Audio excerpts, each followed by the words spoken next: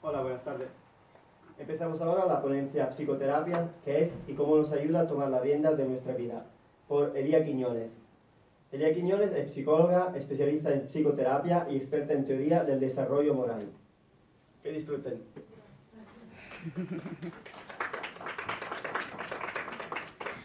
Bueno, muchas gracias por venir a la ponencia menos trendy de todas las que vais a ver, porque la psicoterapia de moderna no tiene nada.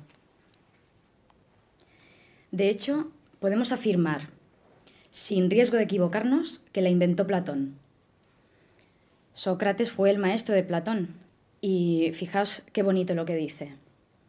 Habla para que yo te vea. Empezaré explicando por qué tardamos tanto en ir al psicólogo. ¿Qué procesos pasan por en medio a la hora de tomar esa decisión? La primera pregunta es, ¿noto algún síntoma? ¿Qué tipo de síntomas? Pues, por ejemplo, tengo ansiedad y no sé por qué. Me ha empezado a dar miedo coger el coche. Me siento vacío. No tengo ganas de hacer nada. He perdido motivación por las cosas. No puedo dormir por las noches. Hace un tiempo que no tengo deseo sexual. Me peleo con todo el mundo. Mi pareja me ha puesto un ultimátum. Bueno, yo soy terapeuta de pareja a todo esto. Debo comprobar que he cerrado con llave 5 veces antes de salir de casa cada día. Tengo pesadillas. Me vienen pensamientos extraños sin venir a cuento. Me duele todo el cuerpo, pero los médicos me dicen que no tengo nada. Que los psicólogos somos los nadólogos. Porque cuando no tienes nada, pues te mandan al psicólogo. Entonces, si no noto ningún síntoma, pues ya está. Sigo con mi vida, aunque otros piensen que yo tengo un problema psicológico.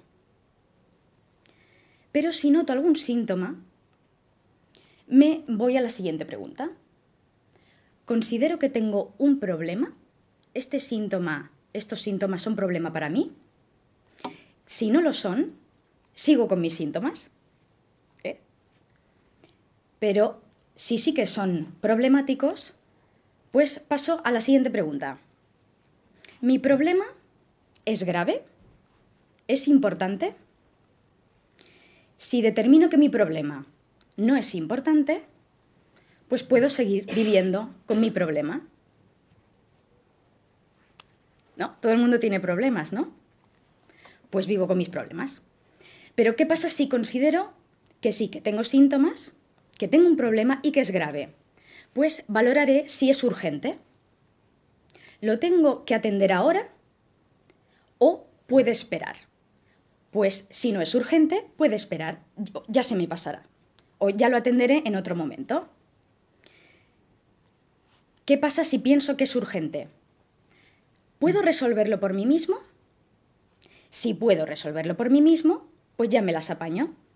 Si no puedo resolverlo por mí mismo, buscaré mis recursos que se llaman proximales, es decir, buscaré ayuda en mis familiares o en mis amigos.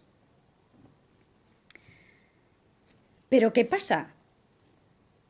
Que los familiares y los amigos pues no son invencibles. A veces sí, a veces con eso ya es suficiente. Pues ya está, nada como hablar con un amigo. Pero ¿qué pasa si los amigos solo te dicen vaguedades? Nada de lo que te dicen te sirve, no conectan con tu problema o incluso están implicados en tu problema. Pues seguimos. ¿Me doy por vencido en este punto?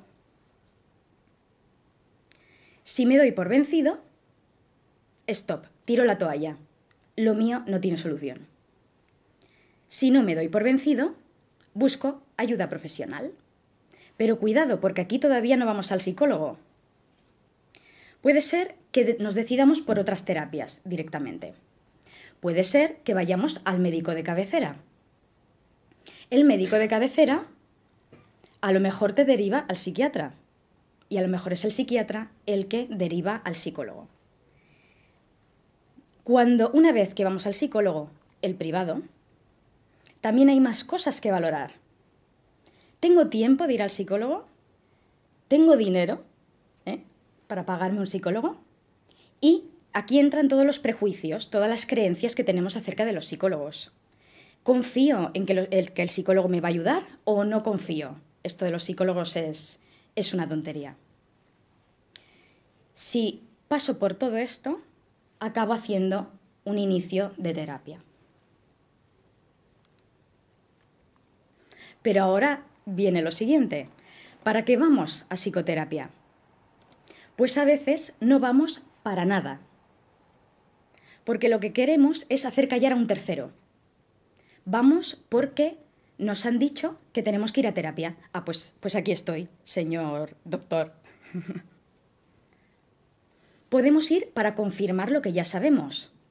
Una decisión que hemos tomado o un autodiagnóstico. Viene gente a terapia que está autodiagnosticada, ya viene con un diagnóstico. O porque se lo han hecho o porque se lo ha hecho él mismo. Señorita psicóloga, yo tengo depresión, ¿verdad? Sí, tiene usted depresión. Vale, ya está. Hasta la próxima. Para que mis problemas se solucionen por obra y gracia del psicólogo, gracias a sus poderes, prestigio y o autoridad. O sea, este señor que es muy bueno, o esta señorita que es muy buena psicóloga, me va a arreglar todos mis problemas. Esto es lo que llamamos los psicólogos demanda mágica. Y que no solamente pasa en mi profesión. Para que el psicólogo me quite los síntomas estos tan molestos, pero sin que yo tenga que hacer ningún cambio interno profundo. Esto es la demanda sintomática. La persona viene con unos síntomas y no le interesa hacer ninguna reflexión profunda acerca de su vida. Lo que le interesa es quitarse los síntomas. No quiere estos síntomas tan molestos. Entonces se piensa que los psicólogos tenemos pues unas técnicas milagrosas que quitan síntomas. Bueno, hay algunos que vienen para satisfacer sus necesidades de apego, amistad o sexo con el psicólogo. Esto lo llamamos demanda perversa. O sea, en vez de ir al psicólogo para adquirir habilidades, para tener amigos, por ejemplo, me quiero hacer amigo del psicólogo. Esto es una demanda perversa. Para que venga un tercero a terapia. O sea, hay gente que busca, que va a terapia para provocar que venga otro a terapia. Yo he tenido, por ejemplo, mujeres que vienen porque en realidad lo que quieren es que venga el hijo. O la pareja. Esto es típico. Pero ellos en realidad no quieren hacer terapia. Porque me ha derivado otro especialista. Aquí es lo que digo de los nadólogos. Bueno, a veces los psicólogos entre nosotros nos derivamos pacientes cuando encontramos que es complicado, pues se lo paso al compañero. Para pedir un informe contra otro. Mucho cuidado. En procesos de divorcio pasa mucho. Vengo a una sesión de terapia y a la siguiente ya quiero que me hagas un informe para que quede constancia de que yo estoy muy mal porque me lo ha provocado mi expareja y tal, y que el psicólogo lo ratifique. Y bueno, he puesto en negrita las demandas que son operativas, las demandas con las que se puede trabajar, que es, vengo para que el psicólogo me apoye, me oriente y ayude a entender y hacer frente a mis propios problemas, y vengo para solucionar un problema que tengo identificado desde hace tiempo. Entonces, la conclusión es que la demanda tiene que ser propia.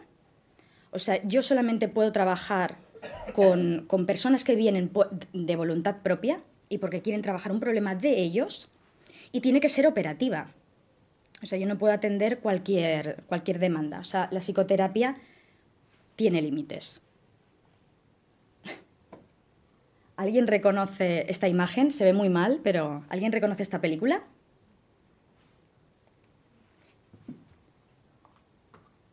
Es París, Texas.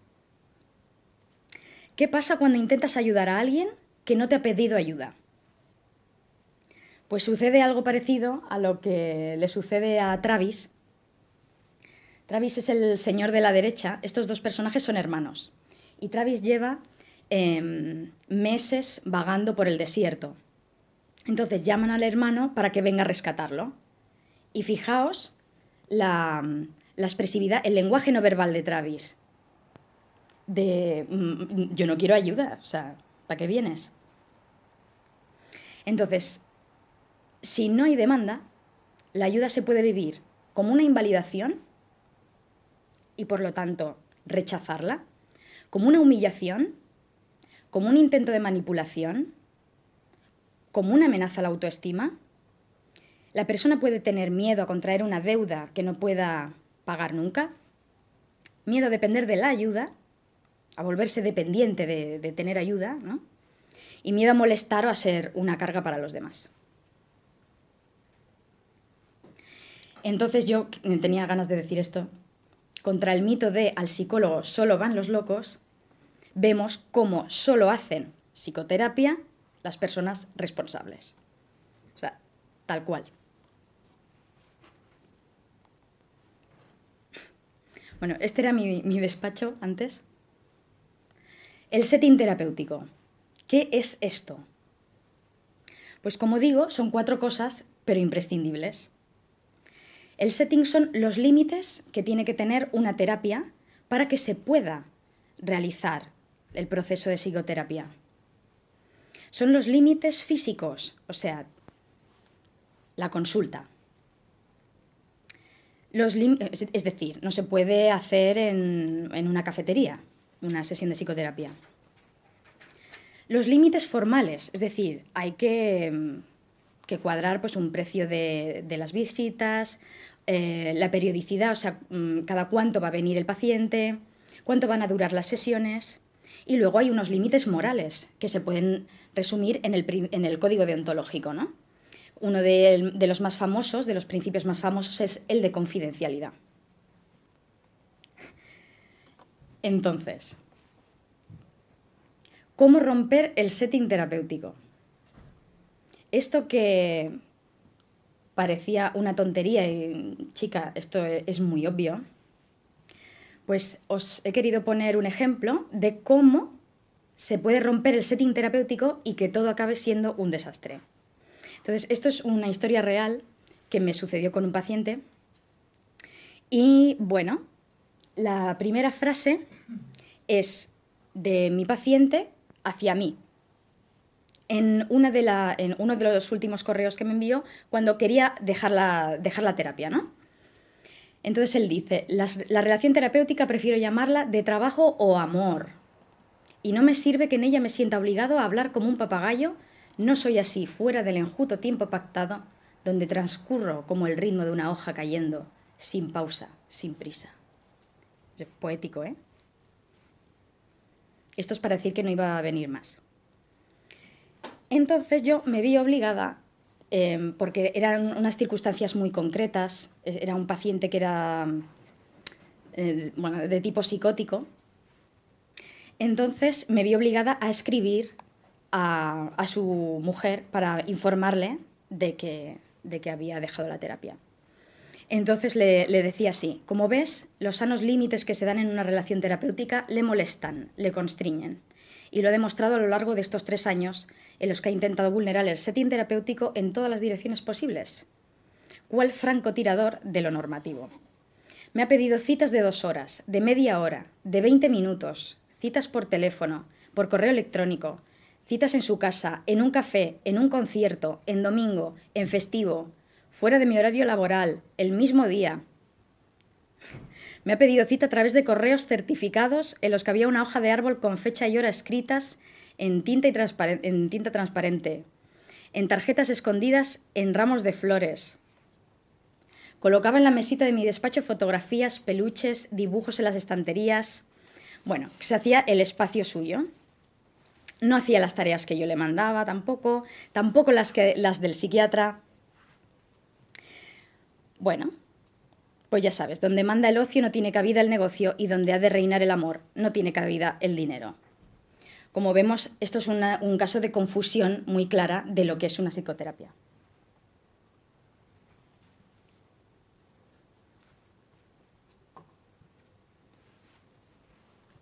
Qué pregunta, ¿no?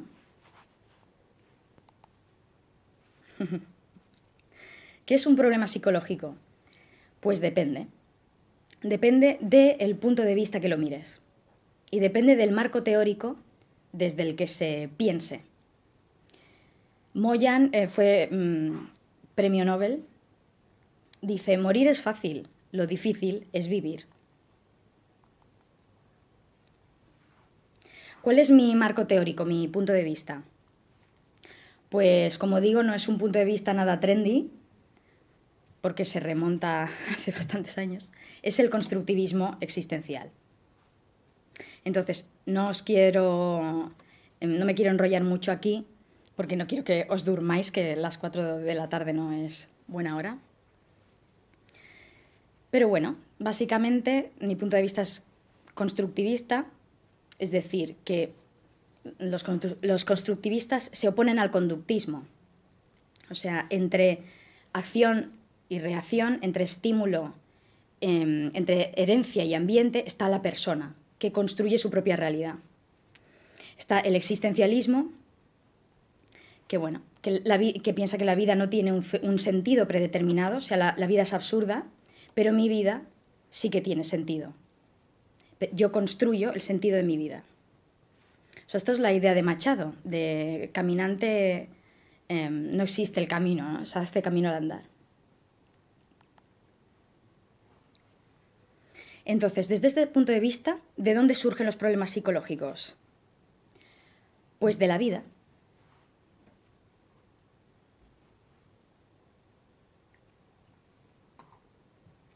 Los problemas psicológicos son malestares propios de la existencia humana. O sea, igual que el hecho de enfermar es inherente al estar vivo, los conflictos psicológicos son producto de vivir en relación con los demás y con el mundo. Entonces, tipos de problemas psicológicos lo que trabajamos en terapia, lo que solemos trabajar en terapia.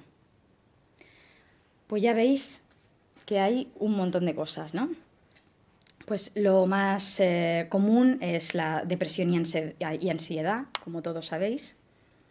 Pero claro, depresión endógena, exógena, ansiedad específica, alexitimia, trastornos de personalidad, el histriónico, el narcisista, el obsesivo, el paranoide, el límite, las claustrofobias, agorafobias, trastornos alimentarios, el trastorno evitativo, las fobias, los ataques de pánico, problemas de pareja, problemas sexuales, crisis existenciales, crisis en el proyecto de vida. Este tipo de cosas son las que nosotros trabajamos en terapia. Y esto es lo que no se trata en terapia. O sea, trastornos de tipo psicótico, que son los que la persona con un trastorno psicótico tiene brotes en los que se va de la realidad, entonces esto necesita medicación, obligatoriamente, ¿no? Entonces nosotros sí que podríamos tratar con una persona con un trastorno psicótico, por ejemplo, una esquizofrenia, pero necesitamos que la persona esté estabilizada, porque si no, no se puede tratar. Tampoco tratamos con demencias, a no ser que en psicoterapia, ¿eh? O sea, claro que hay psicólogos que se dedican a las demencias, pero no en psicoterapia. Trastornos neuroendocrinos, enfermedades médicas y trastornos derivados del consumo de sustancias. Eso sí que se puede tratar. ¿Qué sentido tiene para la persona ese consumo de sustancias? Eso sí que se puede tratar. Entonces, bueno, aquí está el poeta Ramón Andrés, que dice que lo normal está por nacer. Entonces, ¿qué se hace en psicoterapia exactamente? Pues bueno, yo he resumido aquí las condiciones de la psicoterapia. O sea, si pensáramos que todos los problemas psicológicos son enfermedades del cerebro, si pensáramos que todo lo que te pasa es cosa del destino, de la fatalidad o de una vida pasada, si pensáramos que estamos en manos del azar o la suerte, que el tiempo todo lo cura, que con una actitud positiva y pidiendo al universo ya está todo hecho, no existiría la psicoterapia.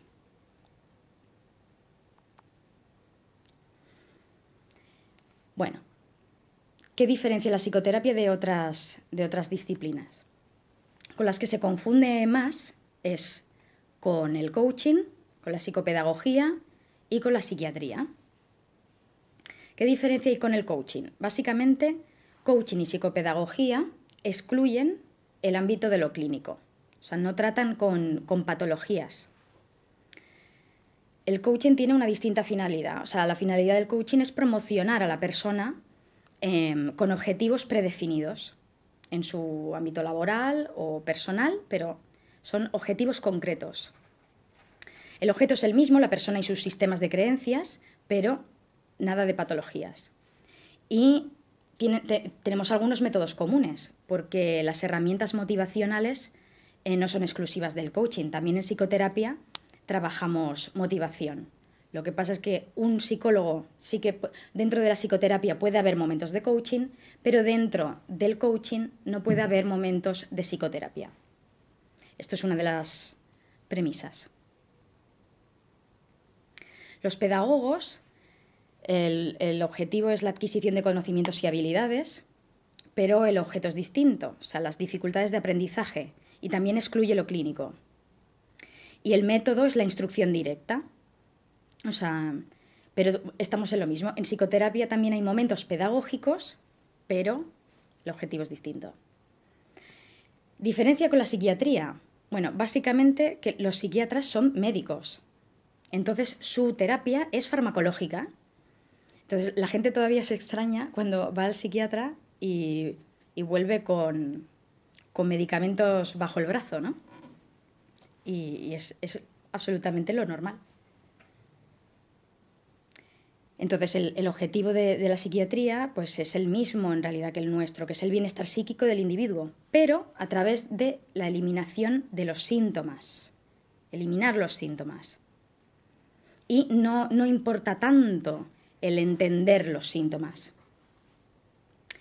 El objeto es el cerebro y sus procesos. O sea, la psiquiatría, la farmacología, actúa sobre estructuras cerebrales que no son simbólicas. De hecho, cuando tú tomas fármacos, no hace falta que los entiendas. O sea, no hace falta que entiendas el funcionamiento, el mecanismo de funcionamiento de un diazepam para que el diazepam haga efecto. Y bueno, la participación del paciente es pasiva. Mientras que en psicología es todo lo contrario. La participación del paciente tiene que ser activa. De hecho, no se tendría que llamar paciente. Tampoco cliente. No sé cómo le deberíamos de llamar. La finalidad de la psicología es la autonomía psicológica de los individuos. Y el objeto de trabajo es la persona y los problemas de su vida. Entonces, el método es la psicoterapia, que es el análisis simbólico-semántico de los contenidos, de los conflictos estructurales y los déficits evolutivos de la persona. Y el paciente tiene una participación muy activa.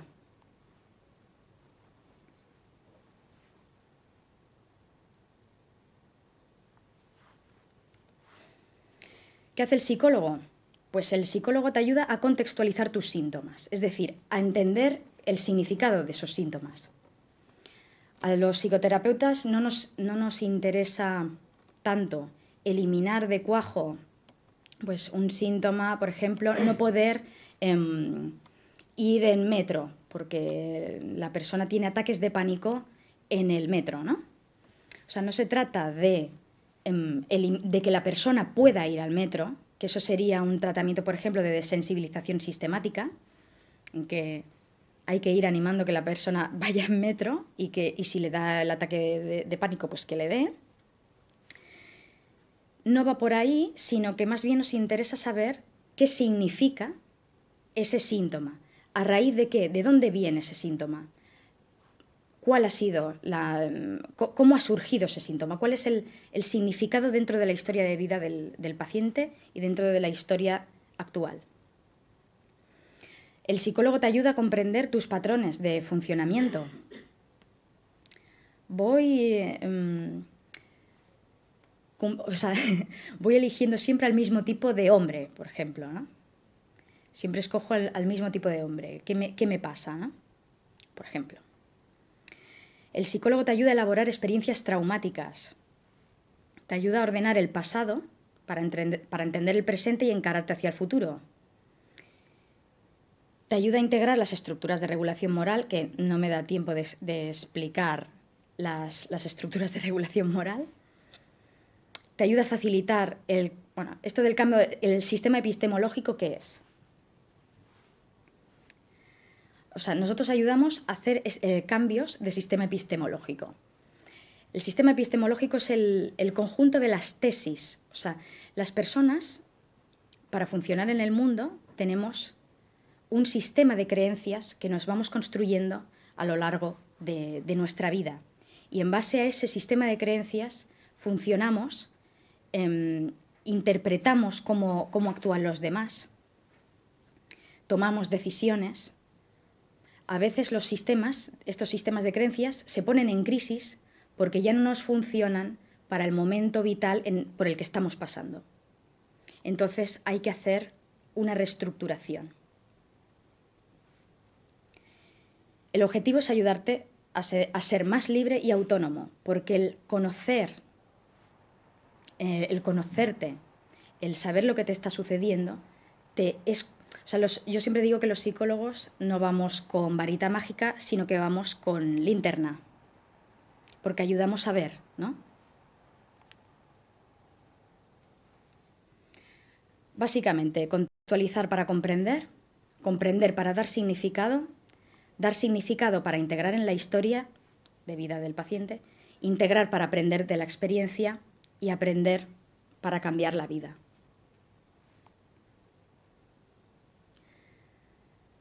¿Cómo lo hace esto el psicólogo? Pues aparte de los conocimientos que debe de tener, con la escucha activa, con la empatía, que no es simpatía. Empatizar es ser capaz de ponerte en el lugar del otro, pero sin adquirir las mismas emociones que tiene el otro. O sea, si yo, por ejemplo, me pusiera a llorar con mi paciente, estaría simpatizando con él, estaría en la misma sintonía con él y por lo tanto no le estaría ayudando. La empatía requiere distancia, es comprensión pero con distancia. Con la aceptación incondicional, es decir, que me diga lo que me diga mi paciente, yo no lo voy a juzgar, lo voy a aceptar. Eso sí, los límites están en el setting, como hemos dicho antes, ¿no? Con el epogé es una palabra que, es un concepto sacado de la filosofía, es la suspensión del juicio. O sea, lo que decíamos de no juzgar. Con la palabra, que es el fármaco del terapeuta, y con distintas herramientas que dependen del modelo, del marco teórico en el que el psicólogo se mueva, ¿no? Y entonces puede ser la línea de vida, el árbol genealógico o genograma. Estos son los que yo utilizo. La línea de vida es una cronología de los acontecimientos más importantes por los que ha pasado la persona, los que son subjetivamente importantes para la persona.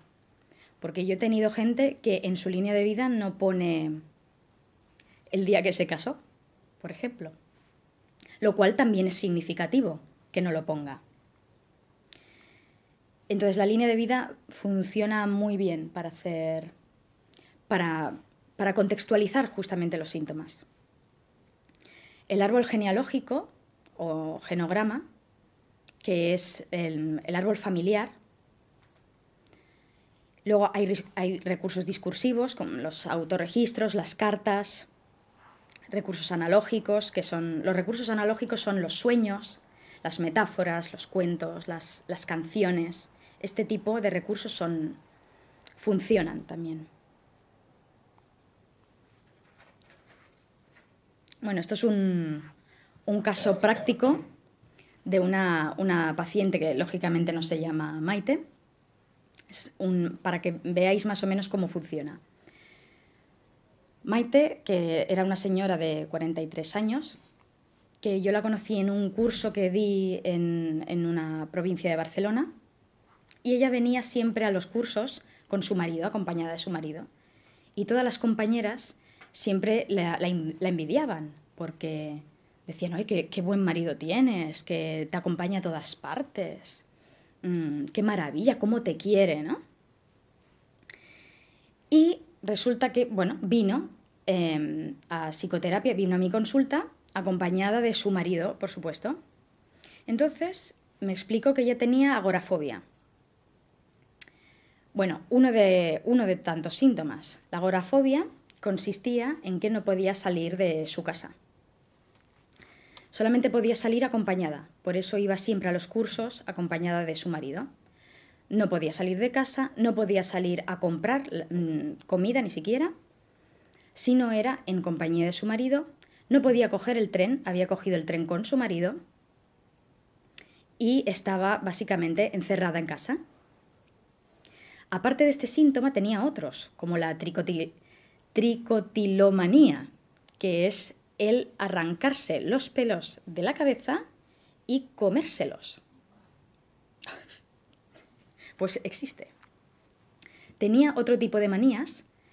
Por ejemplo, subía y bajaba las escaleras a la pata coja con la izquierda. Y todo tipo de situaciones, de síntomas extraños, ¿no? Por eso digo lo de TOC. TOC es el trastorno obsesivo compulsivo. ¿De quién era la demanda? Pues la demanda no era de ella, la demanda era del marido. Arréglemela, que no tiene deseo sexual. Y me interesa que tenga ese deseo sexual. Y él decía que era por la depresión. Los autodiagnósticos, ¿no? Como está deprimida, no tiene ganas. A ver si me la arreglas y me la devuelves como nueva. Bien, pues al principio de la terapia, ella empieza a hablar como una niña. Hablaba así como molt fluixet y como una nena. Y poco a poco va sacando cosas y se van entendiendo las cosas. En una sesión tiene un brote de ira, cuyo protagonista es el marido. Y empieza a decir que lo odia y que le da asco. Y de estar triste, deprimida, pasa a mostrarse rabiosa y contra el marido. Y me dice que de depresión nada, que ella no tiene deseo sexual por la depresión, es que no tiene deseo sexual porque le da asco el marido. Bien, profundicemos. ¿Qué ha pasado aquí? Línea de vida. Resulta que ella tuvo una infancia en la que su madre la tenía secuestrada, básicamente. Era una relación que nosotros llamamos fusional entre madre e hija. Digamos que nunca la dejó crecer. Era una relación de sobreprotección, pero excesiva. Y era muy agresiva con ella también. Entonces, en realidad aquí la madre dependía de ella, pero a ella la hizo dependiente de la madre. ¿Qué pasa? La madre murió, no sin antes buscarle un marido.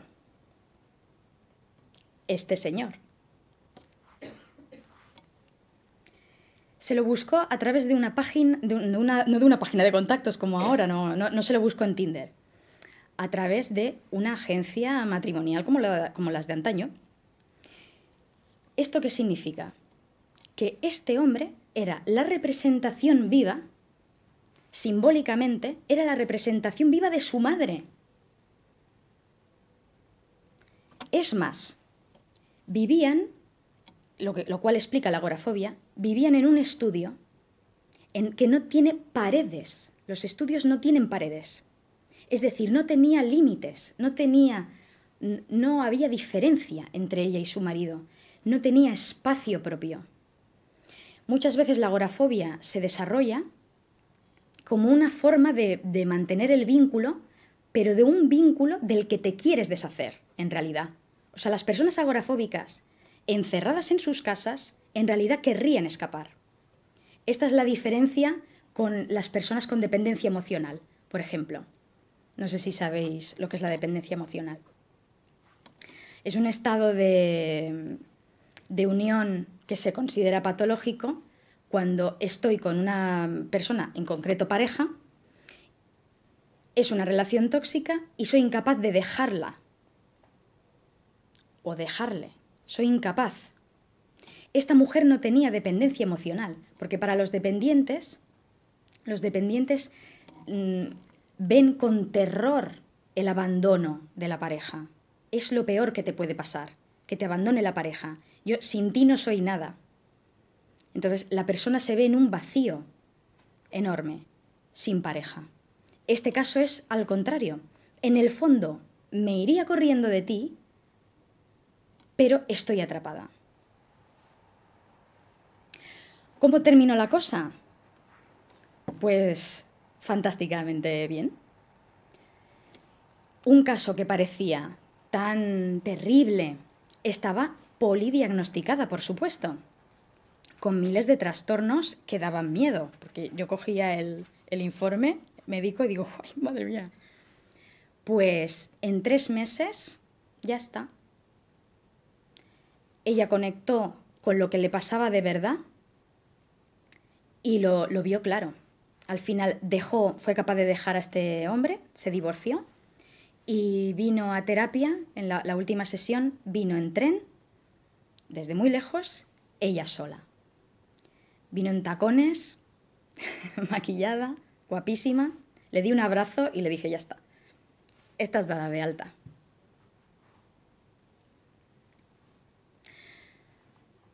Bueno, esto es un extra, a los que os guste la filosofía. ¿Qué decían los pensadores de la antigüedad clásica del poder de la palabra? Aquí y ya acabo, ¿eh? Sencillamente que Platón podemos decir que fue el inventor de la psicoterapia, porque fue el primero que se dio cuenta de que la palabra curaba, pero no porque tuviera propiedades sobrenaturales ni mágicas, sino porque actúa sobre la función simbólica del ser humano. Y la llamaba, fijaos, la llamaba katateknen. Entonces, os voy a leer solamente 2. Dice Sófocles, los discursos bien compuestos ya encanten, ya irriten, ya enternezcan, otorgan prestada voz al silencioso.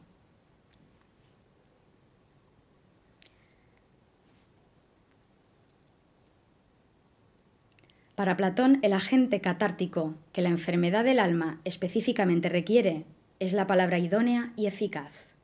Imponiendo evidencias o infundiendo persuasiones, la expresión verbal de quien sepa ser, a la vez maestro y médico, psicagogo, es capaz de reordenar las almas afectas de ametría y de reintegrarlas a su verdadero ser.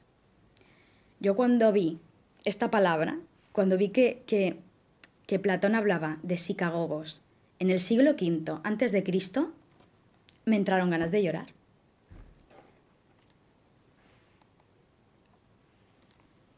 Y con esto terminamos. No hay que hacer exaltación de la muerte, tampoco de la vida. Del existir, sí. Muchas gracias.